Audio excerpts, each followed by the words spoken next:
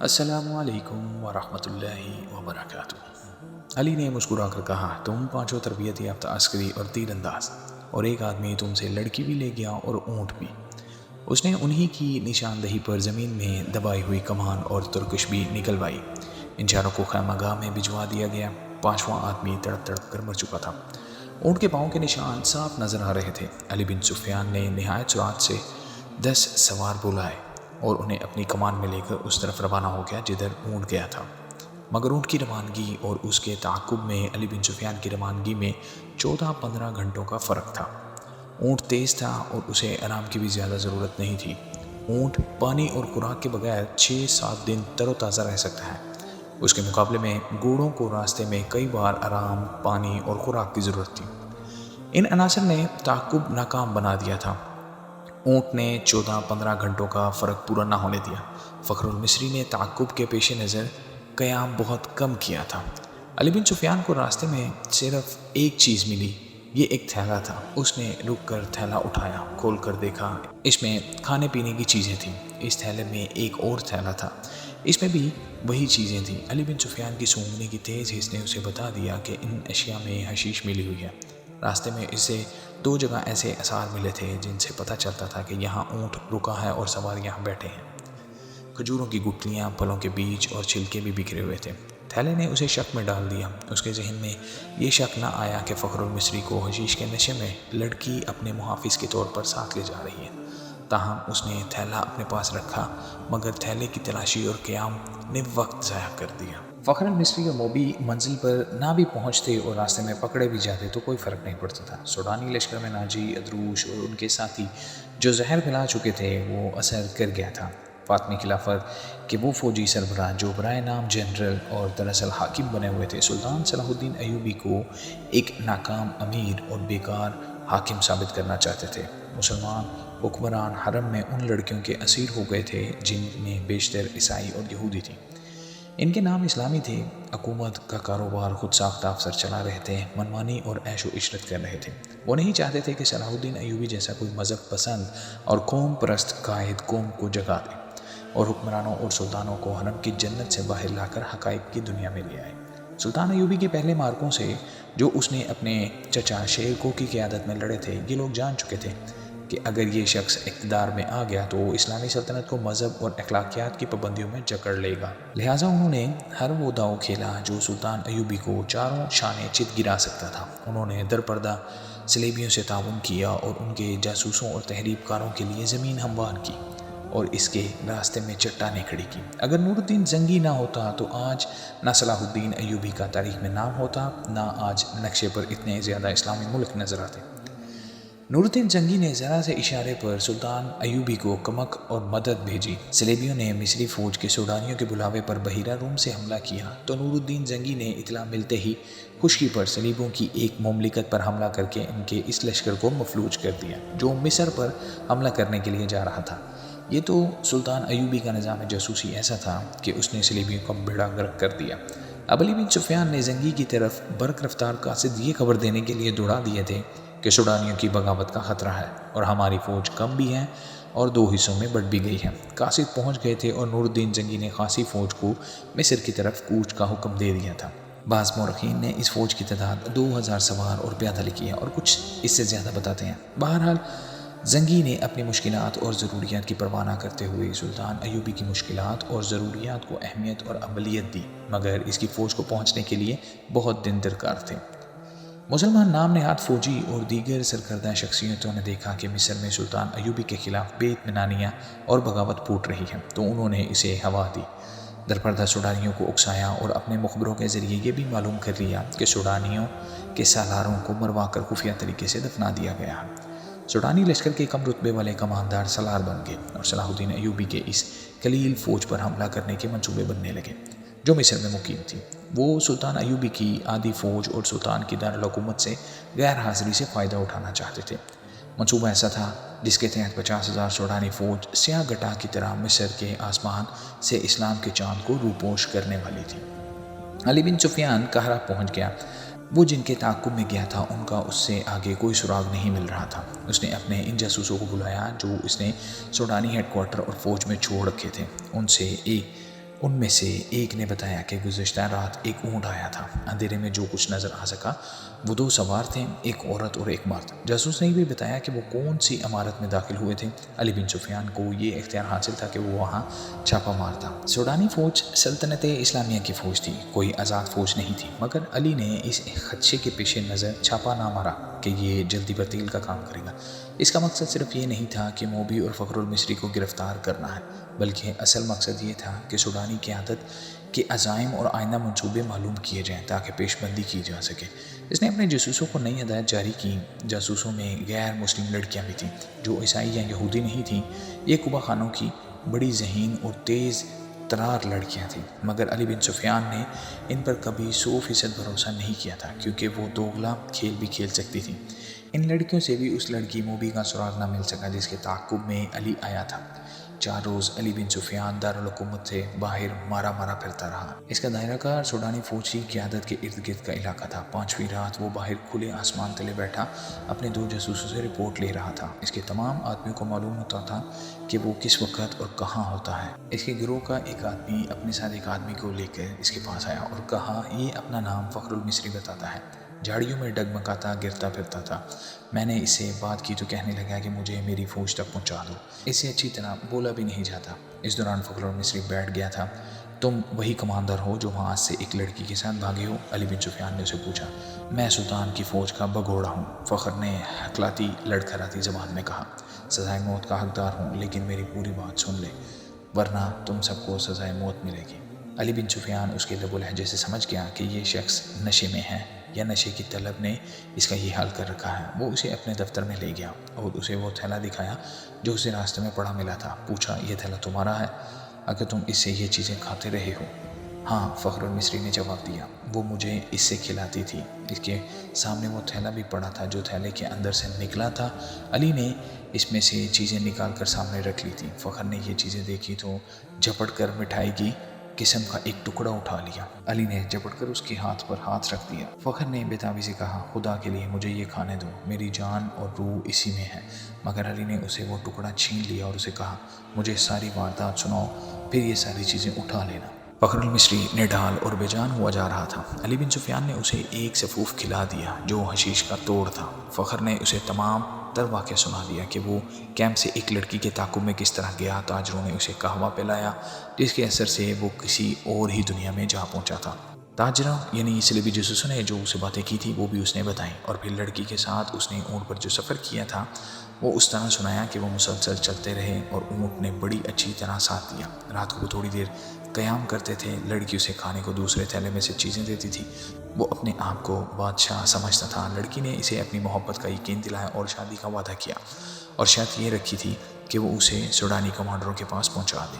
وہ راستے میں ہی لڑکی کو شادی کے بغیر بیوی بنانے کی کوشش کرتا رہا، لیکن لڑکی اسے اپنی باہوں میں لے کر پیار اور محبت سے ایسے ارادے اور خواہش کو مار دیتی تھی۔ فخری نے محسوس تک نہ کیا کہ لڑکی اسے حشیش اور اپنے حسن و شباب کے قبضے میں لیے ہوئے ہے۔ تیسرے پڑاؤ میں جب انہوں نے کھانے پینے کے لیے اونٹ روکا تو تھیلا غائب پایا جو اونٹ کے دوڑنے سے کہیں گر پڑا تھا۔ لڑکی نے اس سے کہا کہ واپس چل کر تھیلا ڈھونڈ لیتے ہیں، لیکن فخر المصری نے کہا کہ وہ بگوڑا فوجی ہے، اچھا ہے کہ اس کا تعاقب ہو رہا ہوگا۔ لڑکی ضد کرنے لگی کہ تھیلا ضرور ڈھونڈ لیں گے۔ فخر نے اسے یقین دلایا کہ بھوکا مرنے کا کوئی خطرہ نہیں ہے، راستے میں کسی آبادی سے کچھ لے لیں گے۔ مگر لڑکی آبادی کے قریب جانا نہ چاہتی تھی اور کہتی تھی کہ واپس چلو۔ فخر المصری نے اسے زبردستی اونٹ پر بٹھا لیا اور اس کے پیچھے بیٹھ کر اونٹ کو اٹھایا اور دوڑا دیا۔ وہ سفر کی تیسری رات تک تھی۔ اگلی شام وہ شہر سے باہر سوڈانیوں کے ایک کماندار کے ہاں پہنچ گئے، مگر فخر المصری اپنے سر کے اندر ایسی بے چینی محسوس کرنے لگا جیسے کھوپڑی میں کیڑے رینگ رہے ہوں۔ آہستہ آہستہ وہ حقیقی دنیا میں آ گیا۔ وہ سمجھ نہ سکا یہ حشیش نہ ملنے کا اثر ہے۔ اس کی تصوراتی بادشاہی اور ذہن میں بسائی ہوئی جنت تھیلے میں کہیں ریگزار میں گر گئی تھی۔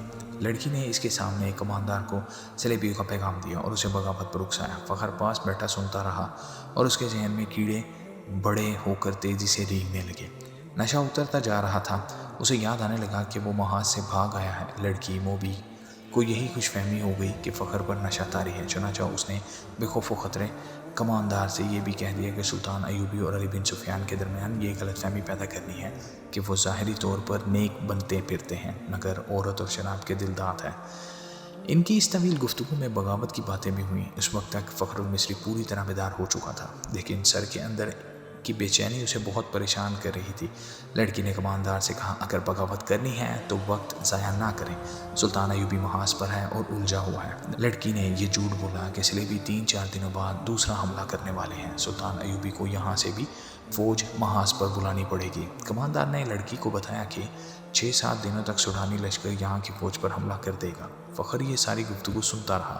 آدھی رات کے بعد اسے الگ کمرے میں بھیج دیا گیا جہاں اس کے سونے کا انتظام تھا۔ لڑکی اور کماندار دوسرے کمرے میں رہے۔ درمیان میں دروازہ تھا جو بند کر دیا گیا تھا۔ اسے نیند نہیں آ رہی تھی۔ اس نے دروازے کے ساتھ کان لگائے تو اسے ہنسی کی آوازیں سنائی دیں۔ پھر لڑکی کے یہ الفاظ سنائی دیے، اسے حشیش کے زور پر یہاں تک لائی ہوں اور اس کی محبوبہ بنی رہی ہوں۔ مجھے ایک محافظ کی ضرورت تھی۔ حشیش کا تھیلا راستے میں گر پڑا ہے، اگر صبح اسے ایک خوراک نہ ملی تو یہ پریشان کرے گا۔ اس کے بعد فخر نے دوسرے کمرے سے جو آوازیں سنی وہ اسے صاف بتا رہی تھی کہ شراب پی جا رہی ہے اور بدکاری ہو رہی ہے۔ بہت دیر بعد اسے کماندار کی آواز سنائی دی، یہ آدمی اب ہمارے لیے بیکار ہے، اسے قید میں ڈال دیتے ہیں یا ختم کرا دیتے ہیں۔ لڑکی نے اس کی تاکید کی۔ فخر المصری پوری طرح بیدار ہو گیا اور وہاں سے نکل بھاگنے کی سوچنے لگا۔ رات کا پچھلا پہر تھا، وہ کمرے سے نکلا۔ اس کا دماغ ساتھ نہیں دے رہا تھا، کبھی تو دماغ صاف ہو جاتا مگر زیادہ دیر معوف رہتا۔ صبح کی روشنی پھیلنے تک وہ خطرے سے دور نکل گیا تھا۔ اسے اب دوہرے تعاقب کا خطرہ تھا، دونوں طرف اسے موت نظر آ رہی تھی۔ اپنی فوج کے ہاتھوں گرفتار ہو جاتا تو بھی جو مجرم تھا، اگر سوڈانی پکڑ لیتے تو فوراً قتل کر دیتے۔ وہ دن بھر فرعونوں کے کھنڈروں میں چھپا رہا۔ حشیش کی طلب، خوف اور غصہ اس کے جسم اور دماغ کو بیکار کر رہا تھا۔ رات تک وہ چلنے سے بھی معذور ہوا جا رہا تھا۔ پھر اسے یہ بھی احساس نہ رہا کہ دن ہے یا رات اور وہ کہاں ہے۔ اس کے دماغ میں یہ ارادہ بھی آیا کہ اس عیسائی لڑکی کو جا کر قتل کر دے۔ یہ سوچ بھی آئی کہ اونٹ یا گھوڑا مل جائے اور وہ محاذ پر سلطان ایوبی کے قدموں میں جا گرے، مگر جو بھی سوچ آتی تھی اس پر اندھیرا چھا جاتا تھا جو اس کی آنکھوں کے سامنے آ کر ہر چیز تاریک کر دیتا تھا۔ اسی حالت میں اسے یہ آدمی ملا۔ وہ چونکہ جاسوس تھا اس لیے تربیت کے مطابق اس نے فخر المصری کے ساتھ دوستی اور ہمدردی کی باتیں کی اور اسے علی بن سفیان کے پاس لے آیا۔ تصدیق ہو گئی کہ سوڈانی لشکر حملہ اور بغاوت کرے گا اور یہ کسی بھی لمحے ہو سکتا ہے۔ علی بن سفیان سوچ رہا تھا کہ مقامی کمانڈروں کو فوراً چوکنا کرے اور سلطان ایوبی کو اطلاع دے، مگر وقت ضائع ہونے کا خطرہ تھا۔ اتنے میں اسے پیغام ملا کہ سلطان صلاح الدین ایوبی بلا رہے ہیں۔ وہ حیران ہو کر چل پڑا کہ سلطان کو تو وہ محاذ پر چھوڑ آیا تھا۔ وہ سلطان ایوبی سے ملا تو سلطان نے بتایا، مجھے اطلاع مل گئی تھی کہ ساحل پر صلیبی جاسوسوں کا ایک گروہ موجود ہے اور ان میں سے کچھ ادھر بھی آ گئے ہوں گے۔ محاذ پر میرا کوئی کام نہیں رہ گیا تھا، میں کمان اپنے رفیقوں کو دے کر یہاں آ گیا ہوں۔ دل اس قدر بے چین تھا کہ میں یہاں بہت بڑا خطرہ محسوس کر رہا تھا۔ یہاں کی کیا خبر ہے؟ علی بن سفیان نے اسے ساری خبر سنا دی اور کہا، اگر آپ چاہیں تو میں زبان کا ہتھیار استعمال کر کے بغاوت کو روکنے کی کوشش کروں یا سلطان زنگی کی مدد آنے تک ملتوی کروا دوں۔ میں جاسوسوں کو ہی استعمال کر سکتا ہوں، ہماری فوج بہت کم ہے، حملے کو نہیں روک سکے گی۔ سلطان ایوبی ٹہلنے لگا، اس کا سر جھکا ہوا تھا، وہ گہری سوچ میں کھو گیا تھا اور علی بن سفیان اسے دیکھ رہا تھا۔ سلطان نے رک کر کہا، ہاں علی، تم اپنی زبان اور اپنے جاسوس استعمال کرو، لیکن حملے کو روکنے کے لیے نہیں بلکہ حملے کے حق میں۔ سوڈانیوں کو حملہ کرنا چاہیے مگر رات کے وقت جب ہماری فوج خیموں میں سوئی ہوئی ہوگی۔ علی بن سفیان نے حیرت سے سلطان کو دیکھا۔ سلطان نے کہا، یہاں کے تمام کمانداروں کو بلوا لو اور تم بھی آ جاؤ۔ سلطان ایوبی نے علی بن سفیان کو یہ ہدایت بڑی سختی سے دی، سب کو یہ بتا دینا کہ میرے متعلق ان کے سوا کسی کو معلوم نہ ہو سکے کہ میں محاذ سے یہاں آ گیا ہوں۔ سوڈانیوں سے میری یہاں موجودگی کو پوشیدہ رکھنا بے حد ضروری ہے، میں بڑی احتیاط سے خفیہ طریقے سے آیا ہوں۔ 3 راتیں بعد قاہرہ تاریک رات کی آغوش میں گہری نیند سویا ہوا تھا۔ ایک روز پہلے قاہرہ کے لوگوں نے دیکھا تھا کہ ان کی فوج جو مصر سے تیار کی گئی تھی شہر سے باہر جا رہی ہے۔ انہیں بتایا گیا تھا کہ فوج جنگی مشق کے لیے شہر سے باہر گئی ہے۔ نیل کے کنارے جہاں ریتلی چٹانیں اور ٹیلے ہیں وہاں دریا اور ٹیلوں کے درمیان فوج نے جا کر خیمے گاڑ دیے تھے۔ فوج پیادہ بھی تھی، سوار بھی۔ رات کا پہلا نصف گزر رہا تھا کہ قاہرہ کے سوئے ہوئے باشندوں کو دور قیامت کا شور سنائی دیا، گھوڑوں کے سرپاٹ بھاگنے کی آوازیں بھی سنائی دیں۔ سوئے ہوئے لوگ جاگ اٹھے، وہ سمجھ گئے کہ فوج جنگی مشق کر رہی ہے، مگر شور قریب آتا اور بلند ہوتا گیا۔ لوگوں نے چھتوں پر چڑھ کر دیکھا، آسمان لال سرخ ہو رہا تھا۔ بعض نے دیکھا دور دریائے نیل سے آگ کے شعلے اٹھتے اور تاریک رات کا سینہ چاک کرتے خشکی پر کہیں گرتے تھے۔ फिर शहर में सैकड़ों सरपट दौड़ते घोड़ों के टापों सुनाई देते। शहर वालों को भी मालूम नहीं था कि जंगी मश्क नहीं, बाकायदा जंग है, और जो आग लगी हुई है उसमें सूडानी लश्कर का खासा बड़ा हिस्सा जिंदा जल रहा है। ये सुल्तान सलाहुद्दीन अयूबी की एक बेमिसाल चाल थी। उसने दारुल हुकूमत में मुकीम कलील फौज को दरियाए नील और रेतले टेलों के दरमियान वसी मैदान में खैमाजन करा दिया था।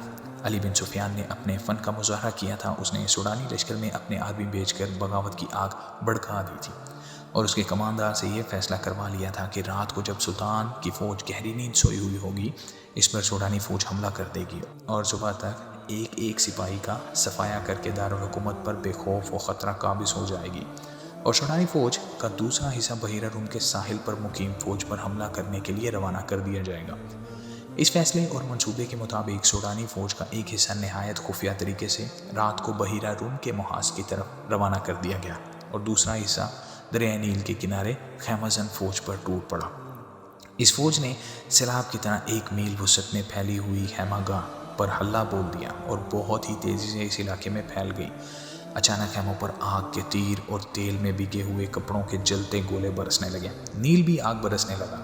खैमों को आग लग गई और शोले आसमान तक पहुंचने लगे। सूडानी फ़ौज को खैमों में सुल्तान अयूबी की फ़ौज का ना कोई सिपाही मिला, ना घोड़ा, ना कोई सवार। इस फ़ौज को वहाँ तक खाली खैमे मिले, कोई मुकाबले के लिए ना उठा और अचानक आग ही आग फैल गई। उन्हें मालूम ना था कि सुल्तान अयूबी ने रात के पहले पहर खैमों से अपनी फ़ौज को निकाल कर रेतले टेलों के पीछे छुपा दिया था और खैमे में खुश्क घास के ढेर लगवा दिए थे। खैमों पर और अंदर भी तेल छिड़क दिया था। इसने कश्तियों में छोटी छोटी मंजनीकें रखवा कर शाम के बाद ज़रूरत की जगह भिजवा दी थी। जो ही सूडानी फ़ौज खैमागाह में आई, सुल्तान की छुपी हुई फ़ौज ने आग वाले तीर और नील से कश्तियों में रखी हुई मंजनीकों ने आग के गोले फेंकने शुरू कर दिए। खैमों को आग लग गई तो घास और तेल ने वहाँ दोज़ख का मंजर बना दिया। सूडानियों के घोड़े अपने प्यादा सिपाहियों को रौंदने लगे। सिपाहियों के लिए आग से निकलना नामुमकिन हो गया। चीखों ने आसमान का जिगर चाक कर दिया था। इस कदर आग ने रात को दिन बना दिया था। सुल्तान अयूबी की मुट्ठी भर फ़ौज ने आग में जलती सूडानियों के फ़ौज को घेरे में ले लिया। जो आग से बचकर निकलता था वो तीरों का निशाना बन जाता था। जो फ़ौज बच गई वो भाग निकली। उधर सूडानियों की ये फ़ौज मुहाज की तरफ सुल्तान की फ़ौज पर हमला करने जा रही थी। उसका भी सलाहुद्दीन अयूबी ने इंतज़ाम कर रखा था। चंद एक दस्ते घात लगाए बैठे थे।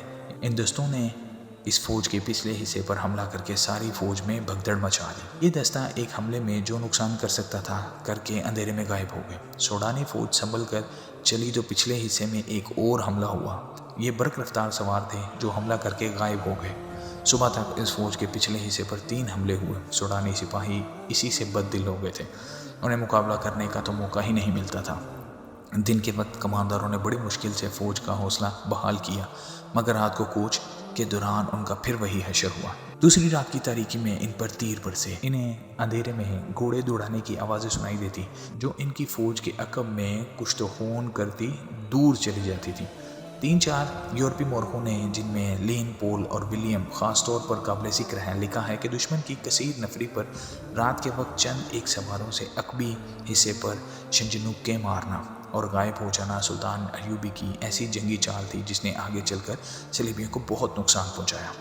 इस तरह सुल्तान अयूबी दुश्मन की पेशकदमी की रफ्तार को बहुत सुस्त कर देता था और दुश्मन को मजबूर कर देता था कि वो उसके पसंद किए गए मैदान में लड़े, जहां सुल्तान अयूबी ने जंग का पासा पलटने का इंतज़ाम कर रखा होता था। इन मोरखीन ने सुल्तान अयूबी के इन जांबाज सवारों की जुर्रात और बरक रफ्तारी की बहुत तारीफ़ की है। आज के जंगी मुबस्सिर, जिनकी नज़र जंगों की तारीख पर है, राय देते हैं कि आज के कमांडर और गुरीला ऑपरेशन का मौजद सलाहुद्दीन अयूबी हैं।